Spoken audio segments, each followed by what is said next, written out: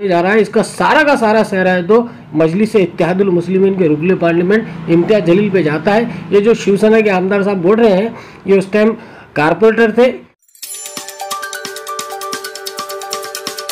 इमाम का संबंध कहाँ आता है? क्या देश में सत्ता में है, क्या राज्य में सत्ता में? जिसके दो आमदार है, यहाँ पे दो खासदार है, वो पार्टी कहाँ श्रेय ले सकती है? ये तो शिवसेना का कार्य है। 9 दिन के बाद पानी मिलता है। अध्यक्ष महोदय, इस बार इतनी अच्छी बारिश हुई और जो शहर को पानी प्रोवाइड जहां से किया जाता है, जयकवाड़ी डैम, वो पूरी तरह से लबालब भरा हुआ है, लेकिन उसके पानी हम 55 किलोमीटर महज अपने औरंगाबाद में ला नहीं सकते हैं, क्योंकि वहां पर पिछले गवर्नमेंट्स के जो भी नाकामियां रही होगी। जमील कादरी साहब, जैसे कि अम्बादा दानिश साहब का कहना है कि जो योजना लाई गई है उसमें इमाम का कोई रोल नहीं है, इमाम को कोई हिस्सा नहीं है। क्या इमाम पार्टी भी इस बात को मानती है कि उसके अंदर कोई आपका रोल या हिस्सा नहीं है?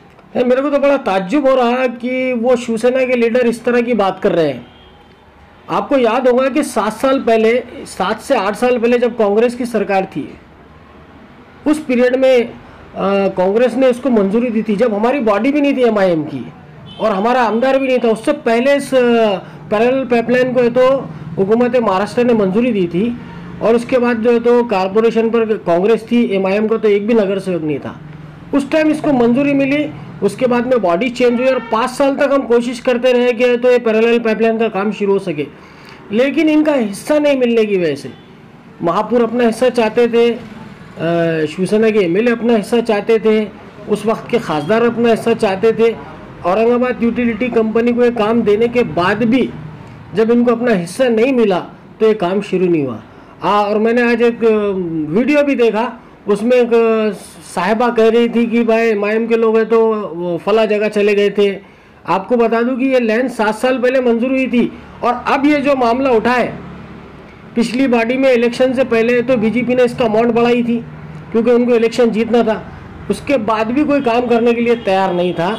हमारे खासदार इम्तियाज जलील साहब ने पार्लियामेंट के अंदर ये आवाज़ बुलंद करे कि पैरेलल पाइपलाइन क्यों नहीं हो रही है, औरंगाबाद में 8 दिन में पानी क्यों नहीं आ रहा, तो उसके बाद हुकूमत की कान पे जू आई और यहाँ की जब बॉडी ख़त्म हुई, ये महापौर साहब चले गए क्योंकि ये चाहते थे कि उनका हिस्सा मिले, फला इंसान चाहता था उसका हिस्सा मिले, लेकिन जब इनका हिस्सा नहीं मिला, इसके अंदर एक बिग अमाउंट के अंदर से इनको बड़ा हिस्सा मिलता था हमेशा।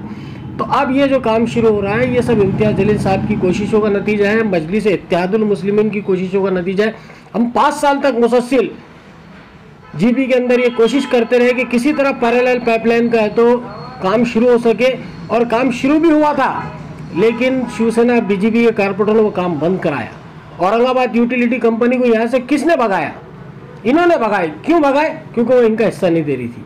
आज जो काम शुरू हो रहा है, मैं समझता हूँ इम्तियाज जलील साहब काबिल सताइश है कि उन्होंने ये मुद्दा पार्लियामेंट में उठाया, गवर्नमेंट मजबूर हुई और आज ये जो काम शुरू होने जा रहा है, इसका सारा का सारा सहरा है तो मजलिस इत्तेहादुल मुस्लिमीन के रुकन पार्लियामेंट इम्तियाज जलील पे जाता है। ये जो शिवसेना के आमदार साहब बोल रहे हैं, ये उस टाइम कारपोरेटर थे जब ये मंजूर हुआ था, तब से तक साल तक ये क्या कर रहे थे? इन्होंने काम क्यों शुरू नहीं कराया? आज जो भी काम हो रहा है, ये सब हमारे और आपके खासदार इम्तियाज जलील साहब की कोशिश से हो रहा है। मौला सलामत रखे औरंगाबाद अपडेट चैनल को, लाले की जान। क्या बात है, मौला सलामत रखे। थोड़ा आगे बढ़ाइए आप लोग इनको, और फैलाइए, इतना फैलाइए कि पब्लिक एकदम उठ के देखे। लाले की जान।